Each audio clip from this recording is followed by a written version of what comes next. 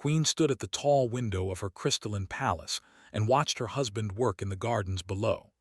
Daniel Carter moved slowly between the rows of flowering plants, his hands deep in the alien soil, his face calm and content. He had been doing this same work for 3 years now, ever since he arrived on Prime as part of the diplomatic marriage that joined humans and in alliance. She found herself feeling a familiar mix of affection and disappointment as she observed him. Daniel was kind. He was gentle. He never raised his voice or demanded anything from anyone. But he was also so remarkably ordinary. Among the males were bred for strength and combat. They stood tall with powerful bodies and 4 arms capable of wielding multiple weapons at once. Their skin shimmered with colors that reflected their emotional states, and they carried themselves like the warriors they were trained to be from birth. Daniel was none of these things. He was shorter than most females. He had only 2 arms. His skin was a single dull color that never changed. He could not fight, could not hunt, could not even lift the ceremonial swords that hung in the palace halls. When the marriage was first arranged, had hoped that humans might possess some hidden qualities that would make Daniel a worthy consort. But 3 years had shown her only a man who liked to grow plants and read books and take long walks through the palace grounds. She did not regret the marriage. The alliance with Earth had brought valuable trade and technology to her empire, and Daniel was pleasant company in his own quiet way. But she could not pretend that he was anything more than average by any standard she could measure. The door to her chamber opened, and High Commander entered. He was the finest warrior in her military, a veteran of 2 wars who had killed more enemies than anyone could count. His 4 arms bore the scars of countless battles, and his eyes held the cold confidence of a male who had never known defeat. Bowed his head slightly. "My queen, the council awaits your presence. There are urgent matters to discuss." Turned from the window. "What matters?" "The Dominion. Their fleet movements have become more aggressive in the past cycle. Our border stations report increased activity near the Velar sector." This was troubling news. There were a brutal species of reptilian warriors who believed that strength was the only law.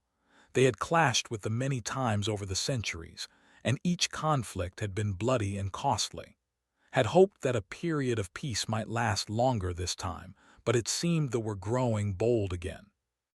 She followed through the winding corridors of the palace toward the council chamber. As they walked, she noticed that they passed the entrance to the gardens. Through the archway, she could see Daniel still working among his flowers, completely unaware of the political tensions that threatened the empire. "Your Majesty," said carefully, "there is another matter I wish to raise before we reach the council." "Speaker." "The human, your consort." His voice carried barely hidden contempt. "They have spies everywhere. They know about your marriage to this creature. They see it as weakness." Felt her skin flush with irritation. The marriage was a diplomatic necessity. Earth is a valuable ally. "I do not question the alliance, my queen, but they do not understand diplomacy. They understand only strength. When they look at your throne, they see a warrior queen who has taken a pet instead of a proper mate.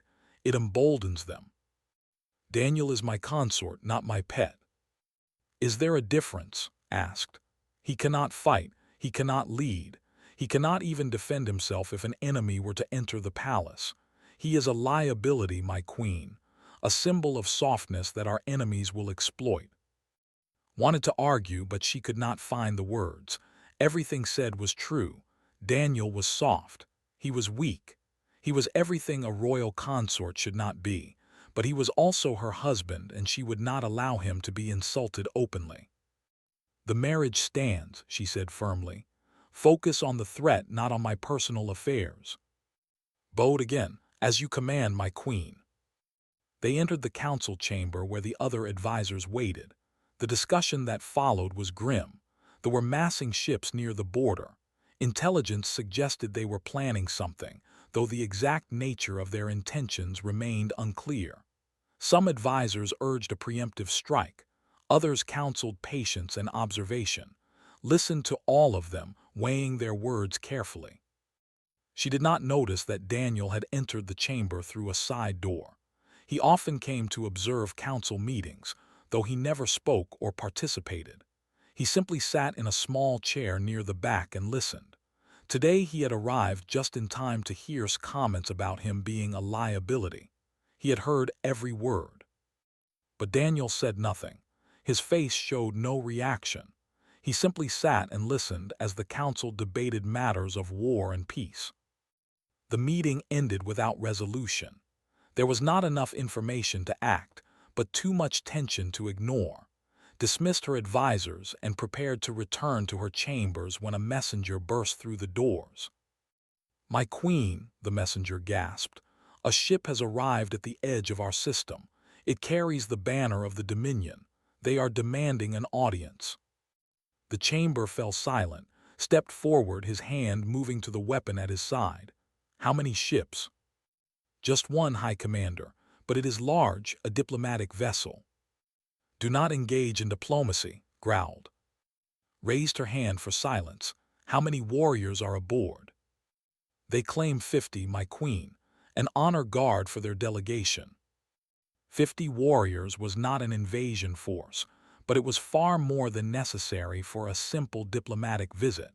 This was a show of strength, a message that they were not coming to negotiate as equals. "We will receive them," announced. "Prepare the grand audience chamber and double the palace guard." As the advisors rushed to carry out her orders, glanced toward the back of the room. Daniel was still sitting in his small chair, watching everything with those calm human eyes. For just a moment, she thought she saw something flicker across his face, something that was not fear or worry or any emotion she would have expected. But then it was gone, and he was just Daniel again, her quiet, average, unremarkable husband. She turned away and began preparing for the arrival of their dangerous guests. The delegation landed on Prime the following morning. Their ship was an ugly thing, all sharp angles and dark metal, designed to intimidate rather than impress.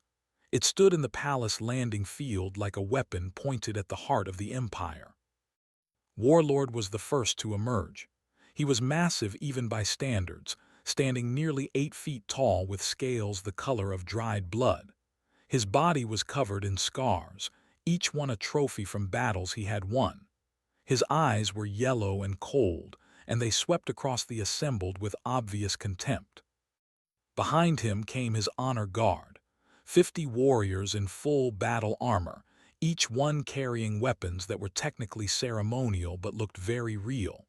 They marched in perfect formation, their heavy footsteps shaking the ground.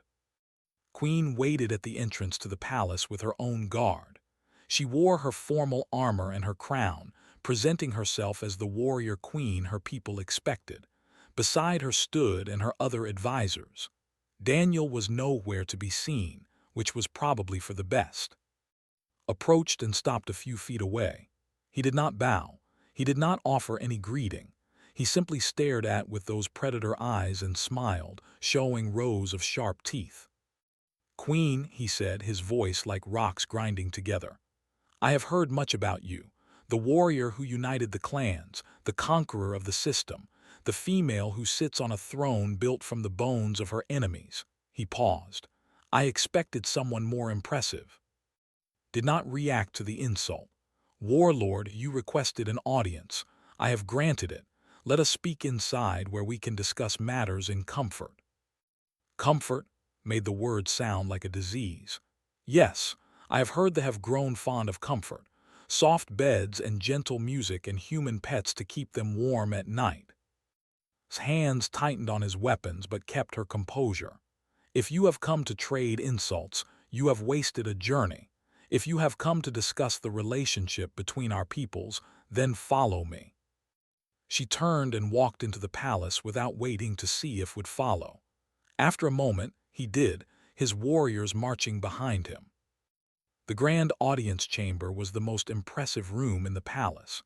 Its walls were made of living crystal that glowed with soft light. The ceiling rose so high that it disappeared into shadow. At the far end stood throne, carved from a single piece of blue stone that had taken 100 craftsmen a decade to complete. But what caught attention was not the throne or the crystals or the architecture. It was the human standing quietly near the side of the room. Daniel had entered through a servant's passage. He wore simple clothes, nothing royal or impressive. He stood with his hands clasped in front of him, watching with the same calm expression he wore when tending his garden. Stopped walking, his eyes locked onto Daniel with sudden interest. Is this the creature, the human I have heard about? Felt her stomach tighten. This is Daniel Carter, my consort. Walked toward Daniel slowly, his massive form casting a shadow over the much smaller human. His warriors spread out behind him, forming a half-circle that cut Daniel off from the rest of the room. So small, observed, so fragile, one of my younglings could tear this thing apart with its bare claws. He leaned closer to Daniel, bringing his face inches from the human's. Tell me, little creature, are you frightened?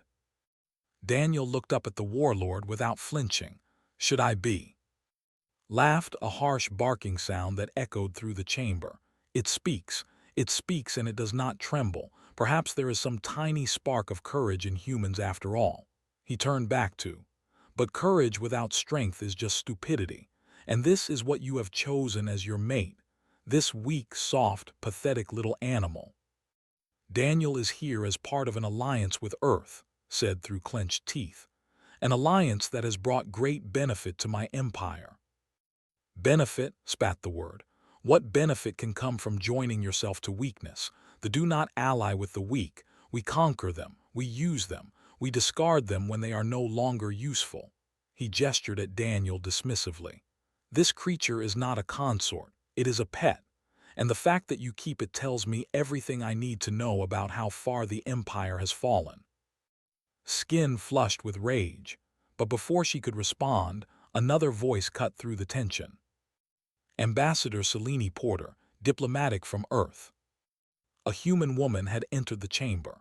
She was tall for her species, with dark hair and sharp eyes that showed no fear of the massive reptilian warriors surrounding her colleague. She walked directly to Daniel's side and stood there, placing herself between him and. I hope you are treating my fellow human with the respect appropriate to his station, Selene said coolly. The Earth Alliance takes the welfare of its citizens very seriously, even those married to alien royalty. Looked at her with amused contempt. Another pet, how many do you keep, Queen? Ambassador Porter is here as the official representative of Earth, said. You will address her with appropriate respect. The formal reception continued for another hour, each moment filled with barely concealed hostility, and his warriors were shown to their quarters, where they would stay for the duration of their visit. Food was offered and refused. Wine was offered and drunk with loud complaints about its weakness. That night Selene found Daniel in the gardens. He was sitting on a stone bench, staring up at the unfamiliar stars. You should be more careful, Selene said, sitting beside him. Is not here for diplomacy. I have intercepted communications between his ship and the home world. They are planning something. Daniel nodded slowly. What kind of something? I do not know yet, but it involves the Queen, and it will not end peacefully. She paused. You need to be ready, Daniel. Whatever happens, you need to be ready. He looked at her with those calm eyes. I am always ready, Selene. That is the problem. Before she could ask what he meant, a horn sounded from the palace. An emergency summons. Something had happened. They ran back to the throne room and found chaos. Stood before the throne, his warriors assembled behind him. Stood facing him, her advisors gathered around her. The tension in the room was thick enough to choke on. I have issued a challenge, announced, his voice booming through the chamber. By the ancient laws that bind our peoples, I demand satisfaction. The Empire will surrender 3 border systems to the Dominion, or Queen will face me in ritual combat. Silence fell. Everyone in the room knew what this meant. Had killed 17 opponents in ritual combat. He was the most feared duelist in the known galaxy. If faced him, she would die. But law was clear. A direct challenge could not be refused without surrendering honor, and a queen without honor could not rule.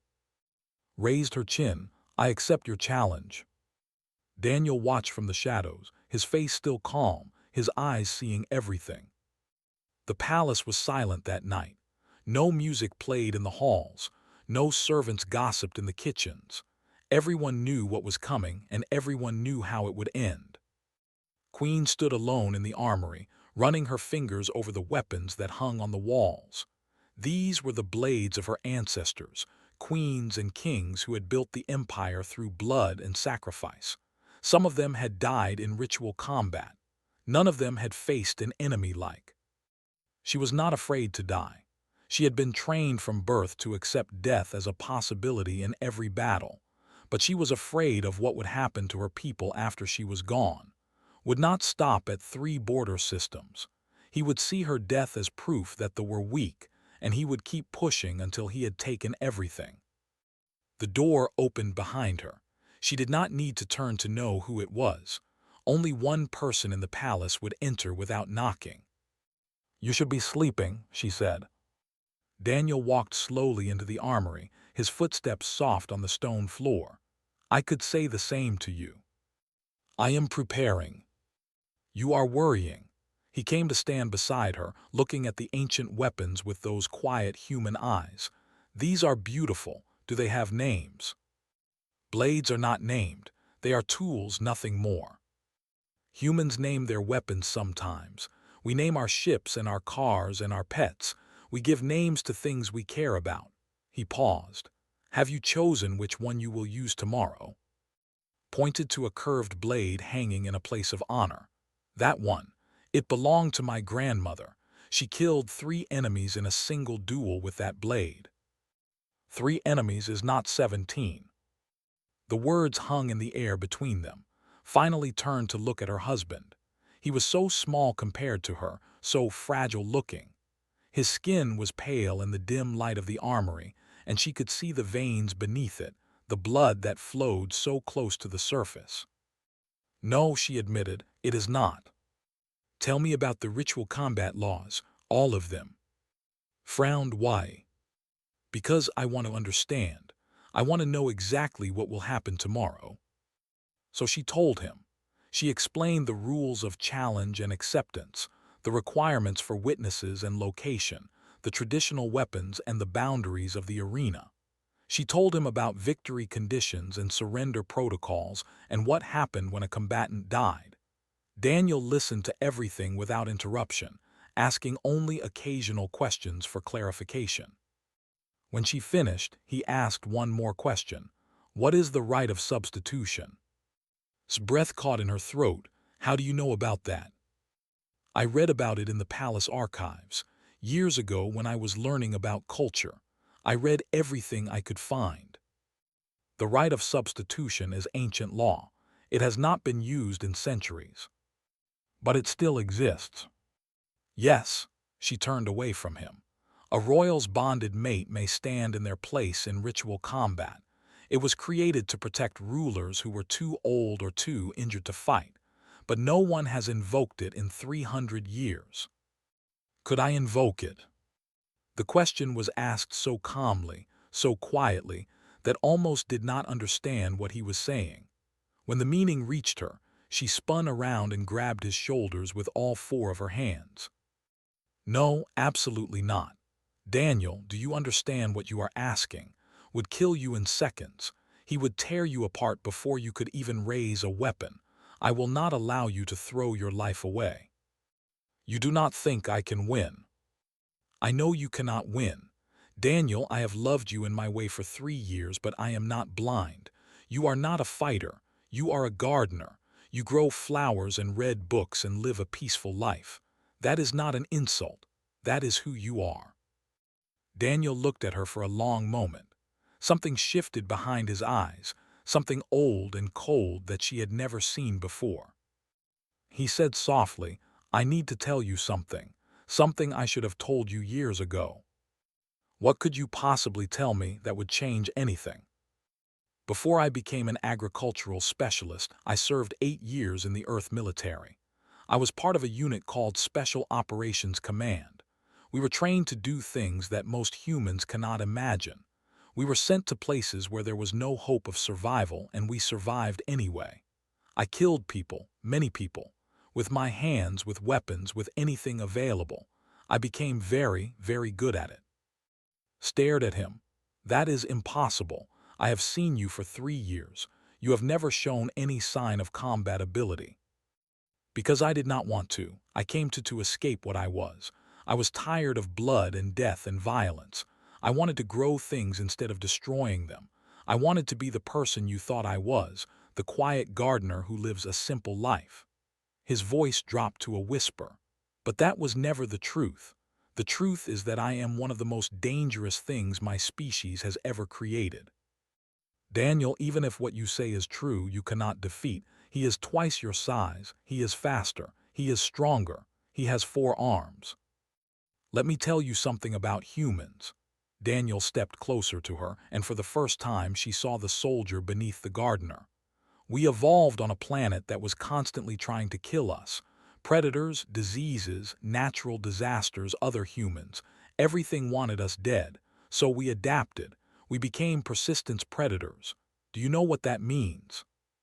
Shook her head. It means we do not chase our prey to catch it. We chase our prey until it cannot run anymore. We follow it for hours, for days, until its heart gives out from exhaustion. We are not the fastest or the strongest species on our planet, but we do not stop. We do not give up.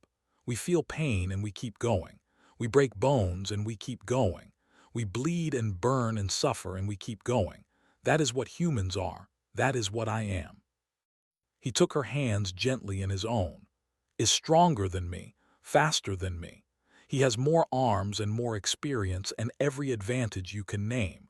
But he has never fought something that will not stop. He has never faced a human who has decided that losing is not an option. His eyes filled with tears she had not expected. I cannot let you die for me.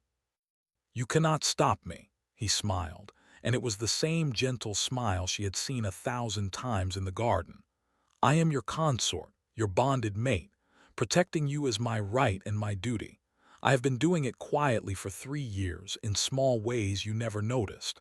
Now I will do it in a way the whole galaxy will see. He kissed her forehead softly, then turned and walked out of the armory. The next morning, the entire court assembled in the arena to witness the ritual combat. Stood in the center, his weapons gleaming, his warriors cheering behind him. Walked toward the arena floor, her grandmother's blade in her hand. But before she could enter, a voice rang out across the stones. I invoke the right of substitution. Every head turned. Daniel stood at the arena entrance, dressed in simple clothes, carrying no weapon. His voice was calm and clear. As the bonded mate of Queen, I claim the right to stand in her place. I will fight Warlord. The crowd exploded into noise, began to laugh, reached for Daniel, but he was already walking into the arena. By ancient law, she could not refuse without dishonoring them both. Daniel had made his choice. The ritual arena was ancient. Its stone walls had witnessed 10,000 duels over the centuries, and the ground was said to be soaked with the blood of warriors from every corner of the galaxy. Today, it was filled to capacity with nobles and warriors, all of them watching the impossible scene unfolding before them. Daniel Carter, the human gardener, stood alone in the center of the arena. Warlord towered over him, his massive body rippling with muscle, his scales gleaming like armor in the sunlight. He held a curved blade in each of his 4 hands, traditional dueling weapons that had been designed for beings with multiple arms. They looked like toys in his grip. A single blade was placed at Daniel's feet. It was the same design, sized for a warrior, far too large and heavy for a human to wield effectively. But it was the traditional weapon, and tradition could not be broken. Looked down at his opponent and laughed. The sound echoed off the stone walls and rolled across the arena like thunder. This is what the great empire sends to face me, a soft little creature who plays in the dirt. He turned to address the crowd. I will make this quick. I will make it painless.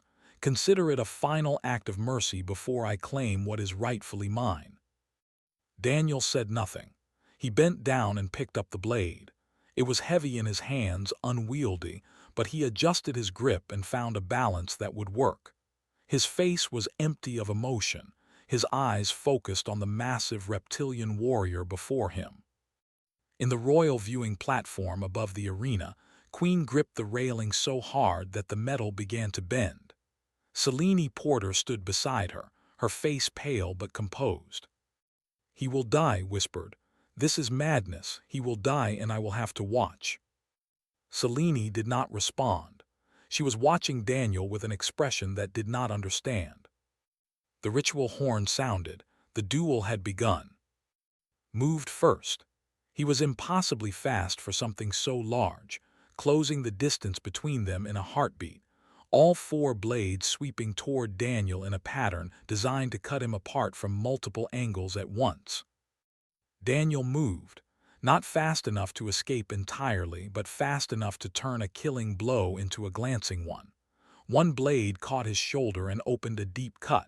Another sliced across his ribs.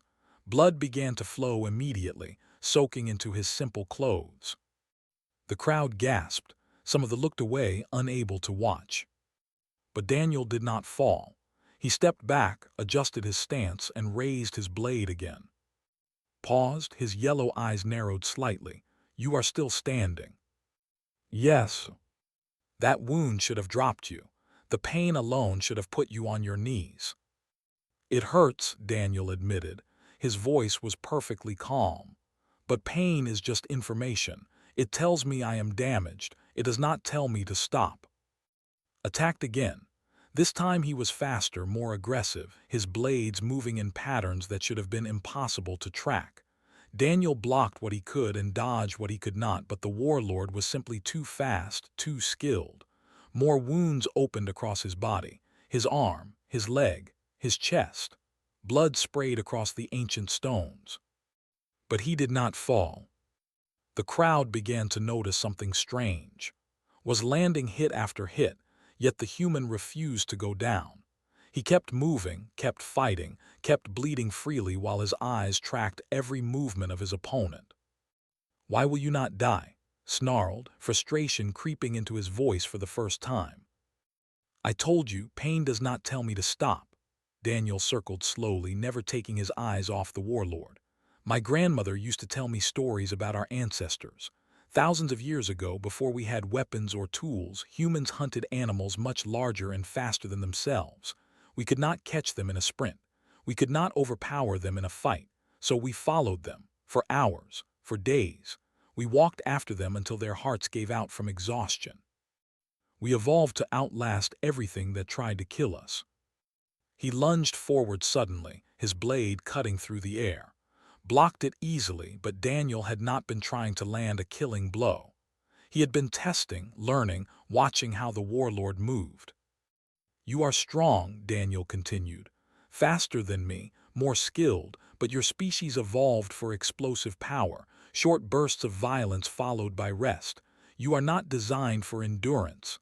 He smiled, and there was something terrible in it. I am. The duel continued.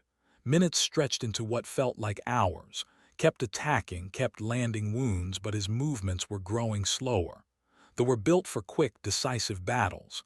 Their muscles burned energy at incredible rates, and that energy had to be replenished through rest. But there was no rest in ritual combat. There was only the fight. Daniel was bleeding from a dozen wounds now. His clothes were soaked red, and his footprints left crimson marks on the stone floor. But his movements were not slowing down.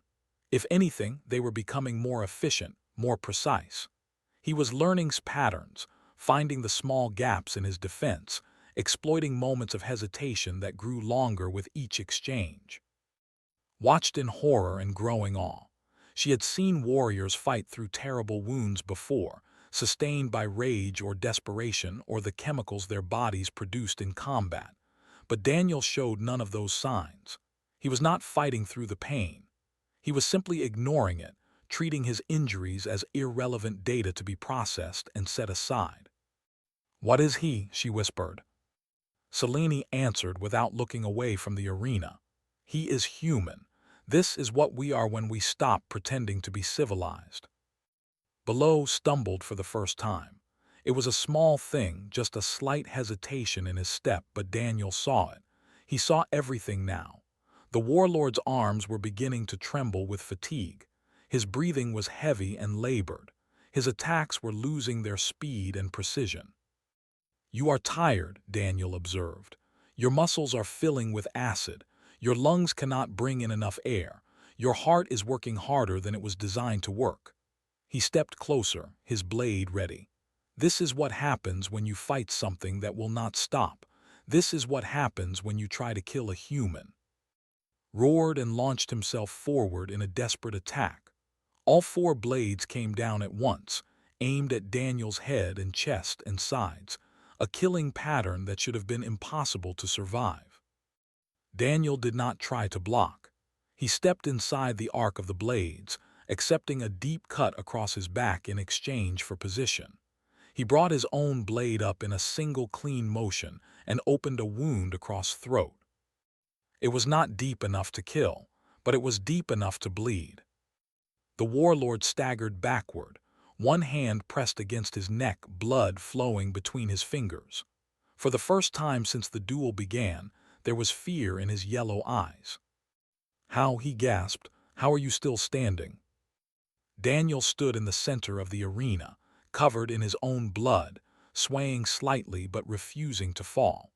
He looked at the massive warrior before him and spoke clearly enough for everyone to hear. "I will still be standing when you cannot lift your arms. I will still be standing when your legs give out. I will still be standing when your heart stops beating." He raised his blade. "That is what it means to be human. We do not stop. We never stop." Looked at him and saw his own death waiting in those calm human eyes. The arena had fallen completely silent. Every being present was watching the impossible scene before them. The massive warlord who had killed 17 opponents in ritual combat was bleeding and exhausted, his arms trembling with fatigue. The small human who should have died in the first minute was still standing, covered in wounds but showing no sign of surrender. Knew he was dying, not from the wound on his throat, which was painful but not fatal. He was dying from exhaustion. His muscles had nothing left to give. His lungs burned with every breath. His hearts were pounding so hard he could feel them trying to burst through his chest. He had never experienced anything like this. In every other duel, his overwhelming speed and strength had ended the fight quickly. His opponents had fallen, and he had stood over their bodies in triumph. But this human would not fall. No matter how many wounds inflicted, no matter how much blood the creature lost, it just kept coming. "What are you?" gasped. Daniel stepped forward slowly. Blood dripped from his fingertips and left a trail behind him. His face was pale from blood loss, but his eyes were clear and focused. "I am a persistence predator," he said. "My ancestors chased their prey until it could not run anymore, until its heart gave out, until it collapsed and died from exhaustion. We did not need claws or fangs or armor, we just needed to keep going." He stopped a few feet from the warlord. "You are faster than me, stronger than me, but you are not designed to last, and I am." Summoned the last of his strength and attacked. It was a desperate lunge, all four blades sweeping forward in a final attempt to end the duel. But his movements were slow now, readable, predictable. Daniel stepped to the side. He did not try to block or counter. He simply moved, letting momentum carry him forward. The warlord stumbled past him and fell to his knees on the blood-stained stones. For a long moment stayed there, unable to rise. His four arms hung limply at his sides. His breathing came in ragged gasps. He had nothing left. Daniel walked around to face him. He raised his blade and pressed the tip against throat, just above the wound he had already inflicted. By the laws of ritual combat, this was the moment of victory. The defeated opponent was at his mercy. Daniel had the right to kill him, and by tradition, he was expected to. His own warriors watched from the sides of the arena, waiting to see their leader's head roll across the stones. Closed his eyes. Do it, end this. Daniel looked down at him for a long moment. Then he lowered his blade. No. The word echoed through the silent arena.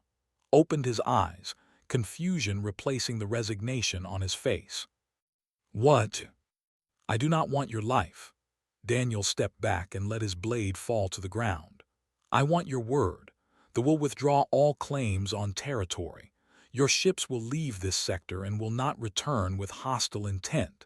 You will tell your people what happened here today, and you will make sure they understand what it means to challenge this empire. Stared at him.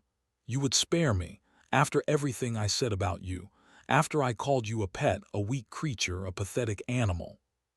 You were not wrong. Daniel's voice was quiet. By your standards, I am weak. By the standards of almost every species in the galaxy, humans are small and fragile and unremarkable. We have no natural weapons. We have no armor. We have no special abilities that make us dangerous. He paused. But we have survived everything our universe has thrown at us for 300,000 years. We have outlasted predators and plagues and ice ages and each other. We do not win by being the strongest. We win by being the last one standing. He looked at the warriors gathered at the edge of the arena.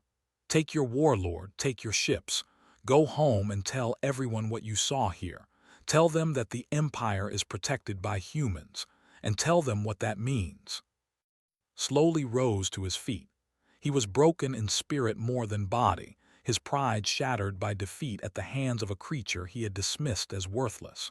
For a warrior, living with this shame would be worse than death. That was exactly why Daniel had chosen to spare him. I accept your terms, said, his voice empty. The will withdraw, we will not return. He turned and walked out of the arena, his warriors parting before him. None of them met his eyes. None of them would ever look at him the same way again. They departed that same day.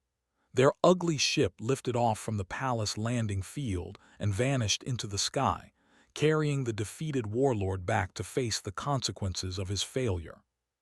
That night, Queen found Daniel in his chambers. She had dismissed the healers herself and brought her own medical supplies. He sat on the edge of his bed, shirtless, his body covered in wounds that were still slowly healing. She cleaned and dressed each injury in silence, her 4 hands working gently over his damaged skin. He did not flinch or complain, even when she treated the deepest cuts. When she finished, she sat beside him and took his hands in her own. Why did you hide this from me? She asked. For 3 years you let me think you were just a gardener. You let everyone think you were weak. Daniel looked at her with those calm eyes she had misunderstood for so long. Because I wanted to be that person. I spent 8 years learning how to destroy things, how to kill efficiently, how to become a weapon. When I came here, I wanted to become something else, something that creates instead of destroys, something gentle instead of dangerous. He squeezed her hand softly. I was not lying about who I am. I was just choosing which part of myself to show. But you were always protecting me, even when I did not know it. Of course, that is what love is it not? Protecting the people who matter, even when they do not realize they are being protected. Felt tears forming in her eyes for the second time in 2 days. She had thought she knew her husband. She had judged him as average, as unremarkable, as the least impressive consort a warrior queen could have chosen. But she had been wrong about everything. I underestimated you, she admitted. I looked at you and saw a pet just like said, I am sorry. Do not be sorry, he smiled, and it was the same gentle smile she had seen 1,000 times in the garden. You saw what I wanted you to see, a peaceful man who tends flowers and reads books and lives a quiet life. That is real, that is who I choose to be. His smile faded slightly. The other part of me, the soldier, the killer, the persistent predator that does not stop until its prey is dead, that is also real. But it is not who I want to be, not anymore. Can you be both? I have to be, that is the curse of being human. We carry our capacity for violence with us forever, even when we choose peace. We are never truly harmless, we are just choosing not to harm. He looked toward the window where the alien stars were beginning to appear in the darkening sky. I came here to build a new life, to grow things, to love someone, to be gentle in a universe full of violence, and I have done all of those things. But when you were threatened, when I had to choose between my peaceful life and your survival, there was no choice at all. Leaned forward and kissed him, something she had done many times before but never with this much understanding. She had married a man she thought was average. She had been wrong. He was anything but average. He was simply choosing to live an average life. The next morning she found him in the gardens again. He was kneeling in the dirt, planting seeds, his bandaged hands working carefully in the soil. He looked up when she approached and smiled. "The flowers are coming along nicely," he said. "Another few weeks and they should bloom." She knelt beside him and watched him work. And for the first time, she understood what she was seeing. Not a weak man playing with plants, but a warrior choosing peace.